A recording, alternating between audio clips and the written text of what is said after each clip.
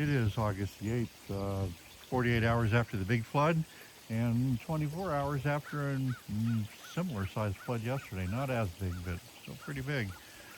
And so I'm looking at the creek and the things that have changed about it, starting upstream here at the back of our lot. Um, the area that the cows enjoy so much with shade and water has been very cleaned out of all the old brush and crap that was down there. And Dennis, the guy who leases the land from Patsy for his cows, has put up a new fence that goes across here instead of upstream or downstream a few feet where it used to be. We'll see that here in a minute. So that means that I can cut this fence out and we'll have us a few feet more of creek frontage than we had before. Sometime in the next few days, I will get my excavator out and we'll cut that fence, and then similarly over here, I'll dig this fence out and it will become part of our creeks. His new fence is over there.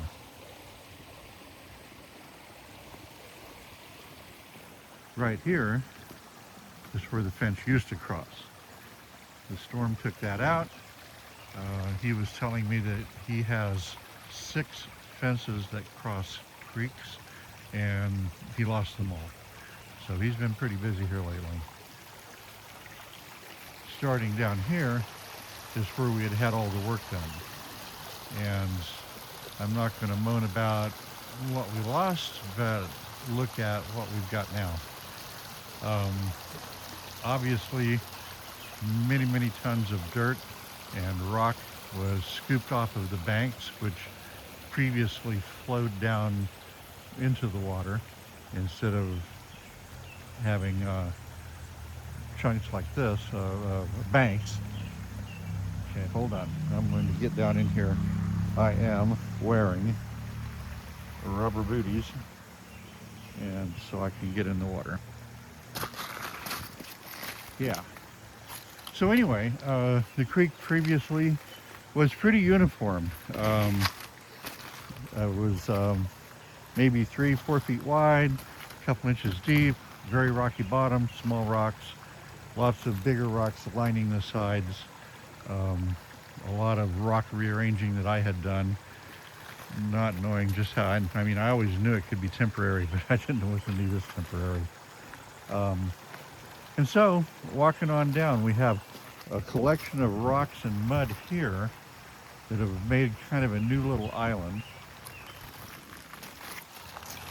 And further down, we have a much larger situation similar to this. But anyway, the water flows down into these rock formations, which I could see before, but not nearly so much of it.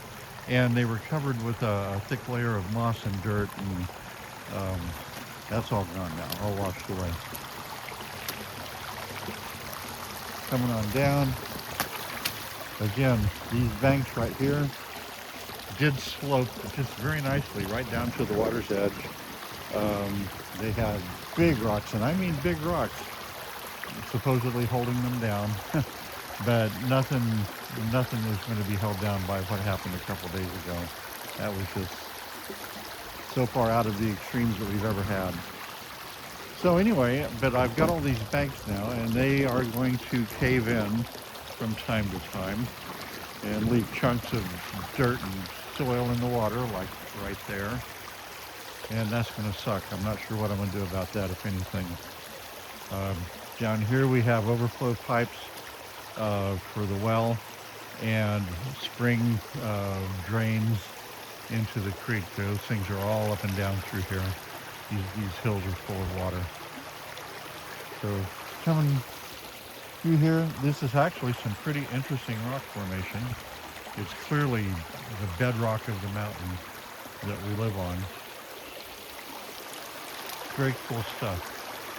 And areas here where it sure looks like the rock has been cut. I don't know if that was when they developed this lot or older than that. Don't know. Coming down through. This is all nice and clean. Hardly any dirt. All the other rocks have washed downstream. And again, more areas where it looks like the rocks have been cut at some point. But this area here, there's been at least a foot of dirt removed from this. It was never, ever this low. There was never this much of a waterfall drop to this spot. And you can see where the banks are caving in. That's going to bite.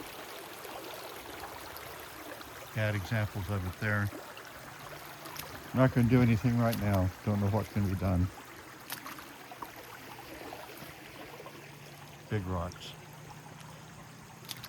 And coming down to here, we have almost a new lake, a pond. The old creek had no place in it where the water was deeper than a few inches, and not many of those. Well, this new one has got a pond up ahead, and I've seen what caused it.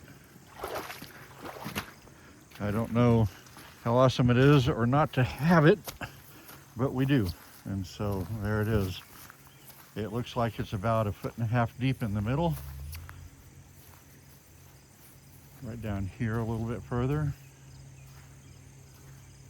And again, the banks are caving in. I have to put up some signs that say don't get too close, especially if you're sitting on a lawnmower. And as we approach down here, the cause for this ponding is right there. All of the dirt and grass and rocks that have disappeared from up here are now down here. And they have made a mound that's feet tall, not inches. So much so that it's impounded this water here and has actually got a stream flowing around that burning bush, which day before yesterday I actually used my mower and drove around mowing. So not sure what, if anything, can be done about this. This is multi-tons, multi-trailer loads, dump truck loads, whatever, right here. And getting it out would definitely involve a bigger excavator than what I've got. So, I don't know. Maybe we'll do nothing. We'll see. Coming down to the road, the Department of Transportation came by yesterday and got rid of the liner insert that had come out of the culvert, and they scooped a bunch of dirt over there to let that side drain so it wouldn't pond up. But look how much of a drop I've got here. This area here was grass 2 days ago, and the creek was over here. So anyway, it's a lot, and it's mostly dirt. It all looks like rocks from above, but I think that is because the dirt washed away off the top. But when we get down here where we can see it from the side, you can see it's a lot of dirt.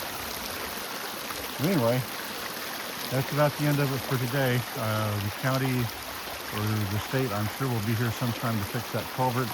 There is tons and tons of rock that used to be behind that insert plate, and surrounding the area here, I don't have any idea what they'll do about that. If anything, we shall see. That's it for now.